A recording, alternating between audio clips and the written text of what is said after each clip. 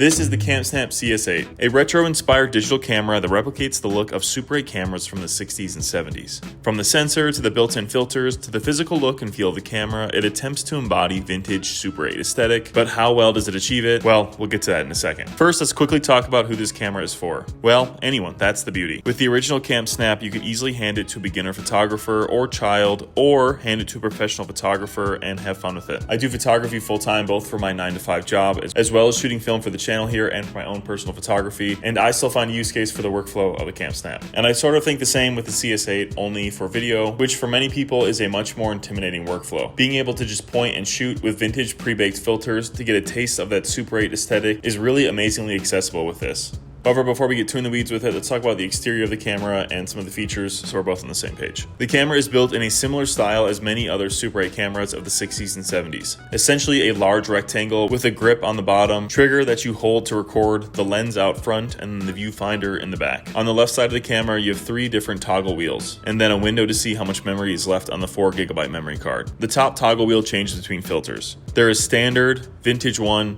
vintage 2, I think it's called analog, and then black and white. For the record, I just stuck with standard and vintage 1 as I think those rendered the best results, where the others seem just a little bit gimmicky. The wheel beneath is the aspect ratio selector. There is 9x16, 1x1, 16x9, and then 4x3. 1x1 seems to give you the most information, so I'm guessing that that's the true size of the sensor, so I would just suggest shooting in 1x1 and then cropping unless you're shooting specifically for your phone or vertical social platforms or whatever. The last wheel on the bottom left is simply the power button. Flipping the camera around, up top we have the zooming buttons, T being for telephoto and W being for wide. It also has a similar screen showing how much battery is left, both emulating the original look of other Super 8 cameras. There's also a menu up and down button, which you access by holding down the menu button. As per Brian, the CEO, they might make the menu button something different, maybe like a screenshot to take still photos or something, or toggle some vintage effects like film damage or some type of frame, which is pretty cool. The bottom of the CS8 has a USB-C input for charging and getting your videos off the camera to your computer or phone, as well as a mounting spot to put it on a tripod or something. As for the front, it has its f2 19mm lens that zooms up to 8 times. The trigger is also quite easy to push and hold, even for a child, which I thought was noteworthy. The back of the camera features the viewfinder and a nice little pad for your face on the otherwise entirely plastic camera. As for the viewfinder, it's entirely digital, so when the camera is turned off, the viewfinder is off. Otherwise, it's incredibly simple. You have your record time up at the top left, your filter up top, and then the pre-baked time on the camera, and finally a battery visualizer up at the top right. Super simple but straightforward and easy to use and see.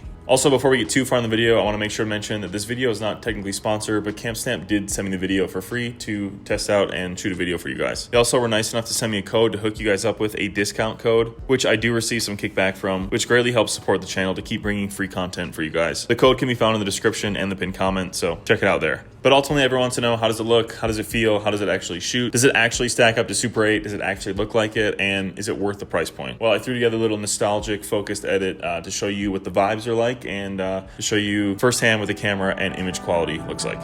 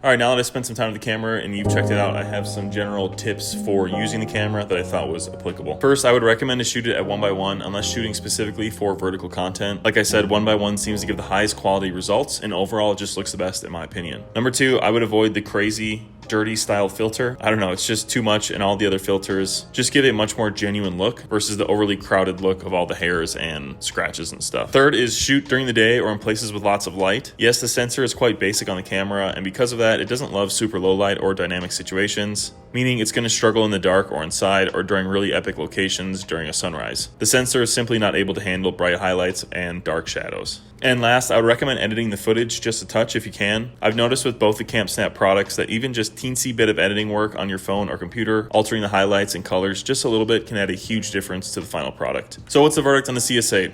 Well, just like the other Campsnap product, I actually really enjoy it. As long as you understand the use case, who it's for, what it's for, and yeah, just understanding that it's not supposed to be like a high quality camera that's giving you high definition imagery. Obviously that's not the case, or what they're trying to do all with this, they're trying to bring the Super 8 aesthetic into a digital, easy way to get your foot in the door.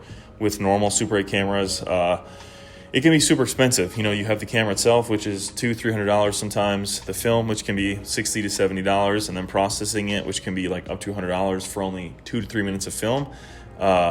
It can be quite expensive quite quick. Not to mention that if you don't know how to shoot it, shooting film, especially in video form like that, can be pretty tricky, so you're pretty susceptible to ruining it and then wasting even more money. So I think for people who don't know how to shoot film very well and want to get the film look, this is a cool product for that. And with it only being under $200, it seems to be in a pretty good price point for what it is. In the world of immediacy, where phones are available at all times to capture and ultimately view the photos or footage instantly, I think it's good for our brains, good for our children's brains, to have some patience and wait until we get home to see our captured images, and the CS8 certainly does that. It gives us a chance to live in the moment while still capturing the moment, and for that, I really enjoy it. It's bringing back the vibes of the dad cam in a sleek, vintage-inspired package. Otherwise, I think that's going to wrap it up for this one, guys. It's a pretty straightforward camera once you understand the ergonomics and some of the under-the-hood specs of it, I guess. Let me know down in the comments if you shot the CS8, any of the Campsnap products, or if you're looking to pick one up, and yeah, maybe I can give my 2 cents into it. Like I said, I think practicing some delayed gratification